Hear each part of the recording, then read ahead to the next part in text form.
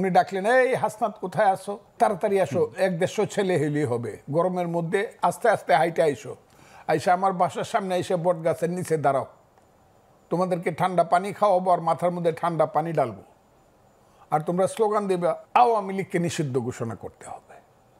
তারপরে আস্তে আস্তে কিছু বেশি হইলে তোমরা, বেশি না 10-12 ঘন্টা গিয়ে শাহবাগে তোমরা একটু মিছিল মিটিং করার একটা ভান করবা, আর স্লোগান দিবা রাজাকারের বাচ্চাদের নামে, যারা এই দেশের সমস্ত বুদ্ধিজীবীদেরকে হত্যা করে দেশের সমস্ত মস্তিষ্ককে শূন্য করেছিল, আলবদর বাহিনী সৃষ্টি করে তাদের নামে স্লোগান দিবা। দিলে পরে আমরা আওয়ামী লীগকে নিষিদ্ধ করে দিব। ওই নাটকটা যত সহজে উনি উতরাইতে পারছে, পরের নাটকটা কিন্তু এত সহজে উতরাইতে পারে নাই। ওই যে ছেলেটাকে ডাইকাই না বলছে তুমি গিয়া বলবা আমি পদত্যাগ করব, ওই ছেলেটার নাম কি মনেও থাকে না আমার, ওই যে বাংলা নাহিদ ইসলাম মনেও থাকে না, মহান ব্যক্তি এরা। তুমি গিয়ে এটা প্রচার করবা। নাহিদ ইসলাম আইসা বললো যে উনি তো ইচ্ছা প্রকাশ করছে, পদত্যাগ করে ফেলবে।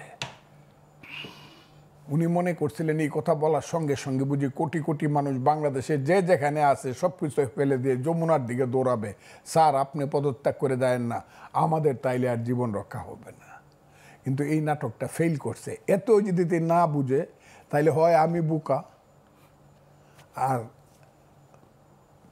যদি উনি না বুঝে, আমি না বুঝলে আমি বোকা, উনি না বুঝলে উনি স্বার্থপর। উনি ক্ষমতায় থাকার জন্য এই ভানটা করছে, এই নাটকটা করছে, আরো বেশি দিন ক্ষমতায় থাকার জন্য। এটা কিন্তু আমরা বুঝি, আমরা এইটাও বুঝি যে একটা ছেলে, একটা যুবক, একটা ইলেকশনে শুধু শপথ নেওয়ার জন্য যাকে আদালত যাকে রায় দিছে তাকে শপথ নিতে দেয় নাই বইলা 9 দিন ঢাকা শহর বন্ধ রাখছে। ওই ছেলেটা বিএনপি সব লাগবে না, ওই ছেলেটাই যদি মনে করে, আমি খুব ক্লিয়ারলি বলি, মিলিটারি ছাড়া ইউনূস সাহেবকে কেউ ওই যমুনার থেকে বাইর করতে পারবে না। উনি 71-72 বছর বয়স হওয়ার পরে ওনাকে ওই চেয়ারম্যানশিপ থেকে বাদ দেওয়া হয়েছিল গ্রামীণ ব্যাংকের। উনি এইটা ছাড়তে রাজি হন নাই, আমরা এটা ভাবি নাই তখন। এখন আমরা মনে করতেছি যে একজন এনজিওর সভাপতিত্ব বা নেতৃত্ব ছাড়তে পারে না 72 বছর বয়সে, উনি কি একটা দেশের নেতৃত্ব এত সহজে ছাড়তে চাবেন? বিএনপি কিন্তু আসলে এই ডিসেম্বর মাসে নির্বাচনটা প্রথম দিকে চায়নি। বিএনপি চেয়েছে যে আইনশৃঙ্খলা ভালো থাকুক, সব কিছু চলুক এবং এর 1 বছর 2 বছর ক্ষমতায় থাকুক, এটা তাদের একটা মেন্টাল প্রিপারেশন ছিল। আমার যতটা তারা বাধা দিতে চাচ্ছিল না। কিন্তু সরকারের মধ্যে যে ধরনের ছলচাতুরি, যে ধরনের চালাকি, তারপরে যে ধরনের লক্ষণগুলো দেখা যাচ্ছে, তাতে বিএনপি সন্দেহ করছে তাদেরকে।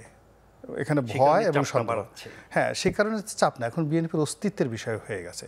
2 নম্বর হলো এখানে একটা ফান্ডামেন্টাল যে শক্তি, মৌলবাদী শক্তি, এই মৌলবাদী শক্তির মধ্যে যে জাগরণ, তারা ইসলামাইজেশন বলছে, ইসলামকে পুঁজি করে তারা যেভাবে শক্তি সঞ্চয় করছে, এটা বাংলাদেশ নামক রাষ্ট্রের অস্তিত্ব নিয়ে টান দিচ্ছে এই মুহূর্তে।